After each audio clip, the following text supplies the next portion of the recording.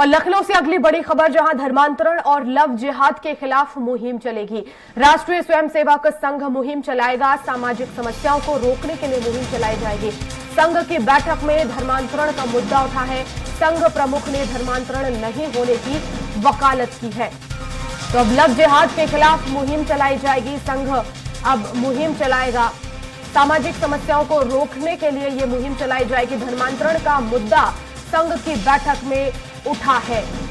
तो धर्मांतरण नहीं होने की वकालत संघ प्रमुख ने की है। तो आपको बता दें कि देश में कई धर्मांतरण के मामले आते हैं, लव जिहाद के मामले आते हैं, और ऐसे में अब राष्ट्रीय स्वयंसेवक संघ मुहिम चलाने जा रहा है। सामाजिक समस्याओं को रोकने के लिए मुहिम चलाई जाएगी। समाज में जो समस्याएं व्याप्त हैं उन्हें कैसे रोका जाए, इस पर संघ जो है इस बैठक में चर्चा कर रहा है। धर्मांतरण पर खास फोकस रहा है, धर्मांतरण को रोका जाए। वकालत की गई है इसके खिलाफ।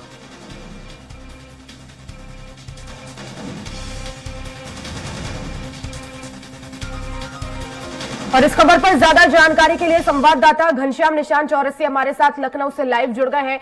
घनश्याम, संघ प्रमुख ने धर्मांतरण के खिलाफ वकालत की है, लेकिन आखिर कैसे धर्मांतरण और लव जिहाद को रोका जाएगा, किस तरह की रणनीति इस बैठक में बनाई गई है?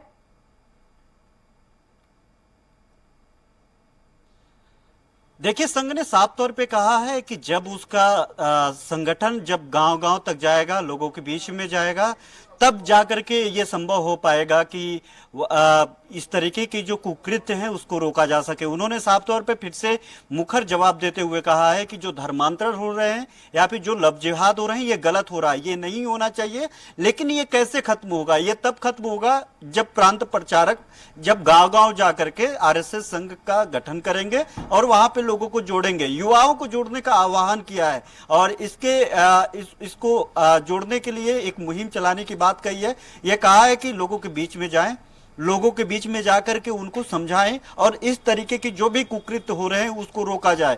इसके पहले भी उन्होंने आरक्षण, महिला आरक्षण और तमाम मुद्दों को लेकर के बहुत प्रमुखता से बातों को उठा चुके हैं। प्रांत वाइज जो है बैठकें चल रही हैं। 4 दिवसीय उत्तर प्रदेश के दौरे पे हैं, लखनऊ के दौरे पे हैं। पूरे 4 दिन है। आज उनका अंतिम दिन है राजधानी लखनऊ के दौरे का। तो ऐसे में जो पिछले 3 दिन तक जो कार्यक्रम इनका चला बेहद खास रहा। अलग अलग दिन अलग अलग सेशन चलाए गए, अलग अलग प्रांतीय प्रचारकों की बैठक हुई।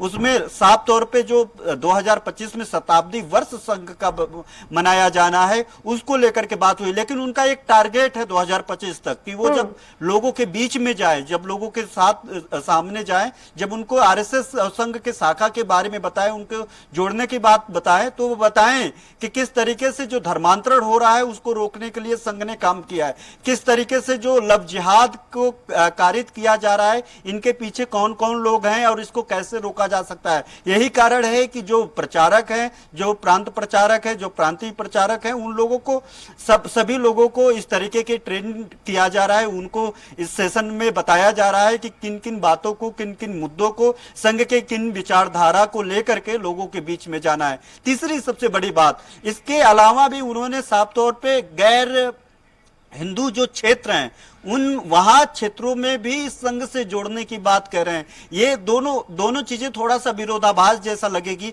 एक तरफ गैर हिंदू लोगों को संघ से जोड़ने की कवायद, दूसरे तरफ लव जिहाद और धर्मांतरण जैसे मुद्दों पे मुखर होने की कवायद, उसको रोकने की कवायद, तो कहीं ना कहीं ये कोलैप्स करेगा। उसको किस तरीके से रेक्टिफाई कर पाती है संघ? अब मोहन भागवत इस बात का मंत्र देंगे कि आप जो है लव जिहाद और धर्मांतरण जैसे मुद्दों को लेकर के मुकर होइए, उसको रोकिए और ऐसे लोगों को साथ में धर्मांतरण के मुद्दे पर यहाँ इस बैठक में चर्चा हुई। जिस तरह से सामाजिक समस्याओं को रोकने के लिए मुहिम चलाई जाएगी, तो क्या संघ की तरफ से पहले आंकड़े जुटाए गए हैं धर्मांतरण के? देश में जितने भी धर्मांतरण हुए, उत्तर प्रदेश में जितने भी लव जिहाद के मामले आए हैं, तो जाहिर तौर पर उसका आंकड़ा इस समय आरएसएस के पास होगा।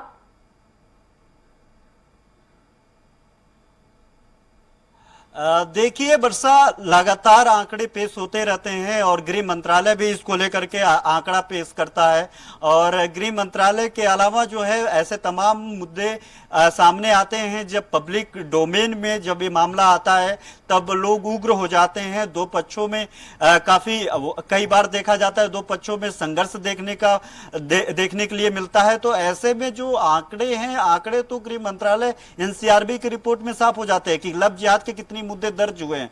और यह भी है कि बहुत तमाम ऐसे लोग अपने स्वैच्छिक रूप से एक दूसरे के साथ जुड़ते हैं, लेकिन तमाम ऐसे मुद्दे आते हैं जब गुमराह करके, अपना नाम बदल करके, अपनी पद प्रतिष्ठा बदल करके जो है हिंदू लड़कियों के साथ वो लोग शादी करते हैं, उनके साथ संबंध बनाते हैं, या फिर एक वक्त आता है कि उनको छोड़ देते हैं। जब बात छोड़ने की आती है तब ऐसी महिलाएं जाकर के मुकदमा दर्ज कराती हैं। तमाम मुद्दे बाहर आते हैं, तमाम मामलों में हत्या कर दी जाती है, तमाम मामलों में लड़कियों को बेच दिया जाता है। ऐसे भी मुकदमे दर्ज हुए हैं। तो जब भी एनसीआरबी की रिपोर्ट आती है तब ऐसे मुद्दों पे लोगों का जवाब आता है। और आरएसएस संघ चाहता है कि उसकी जो छवि है राष्ट्रवाद और हिंदुत्व की, उस छवि के अनुरूप जो है ऐसे मुद्दे जो लव जिहाद से जुड़े हुए हों, जो धर्मांतरण से जुड़े हुए हों, जो दलितों को लेकर के भी उनका लगातार दो ऐसे सेशन हुए जिन सेशन पे उन्होंने दलितों की बात कही।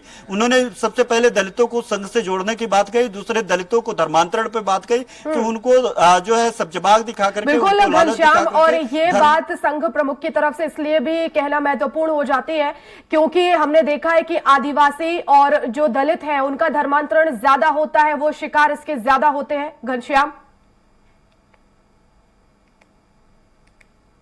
बिल्कुल निश्चित तौर पे इन लोगों की अगर बात करें तो ये इन लोगों के सबसे ज्यादा अगर कहीं देखने के लिए मिलता है, चाहे मशीनरी हो, यानी जो ईसाइयत की मशीनरी हो, या फिर इस तरीके से जो अल्पसंख्यक समुदाय के लोगों के द्वारा जब इन लोगों को गुमराह किया जाता है, ऐसे जो मामले जो दर्ज होते हैं, मैं उसका जिक्र करना चाहूंगा। तो उसमें जो एप्लीकेशंस होते हैं, जो आरोप होते हैं, वो ये होते हैं कि उन्होंने घर देने का वादा किया था, उन्होंने सही जीवन का वादा किया था, उन्होंने ऐसा कहा था। कई बार तो पबजी गेम वूम के तहत भी धर्मांतरण कराने की बात आई है, मुकदमे दर्ज हुए।